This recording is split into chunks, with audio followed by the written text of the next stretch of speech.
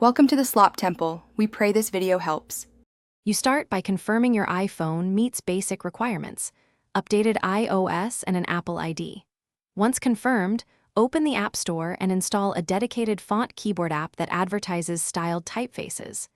Next, go straight to Settings, tap General, then Keyboard, and choose Add New Keyboard. Select the keyboard you installed. This registers the keyboard with iOS so you can use it system-wide. Make sure to proceed now. Once the keyboard is added, you must enable permissions. Select the app in Keyboards and toggle Allow full access if the app requests it. This lets the keyboard deliver fonts and shortcuts. Then open the app itself to pick font families, save favorites, and create any text shortcuts. When typing, tap the globe icon to switch keyboards. You'll see the styled fonts available. You do this so the app can send transformed text into apps. If it doesn't, the fonts won't appear. Now use the new keyboard. Switch to it, select a font style, type or paste the styled text into messages, notes, or social apps. Once done, manage keyboards in Settings General Keyboard to reorder or remove keyboards you no longer want.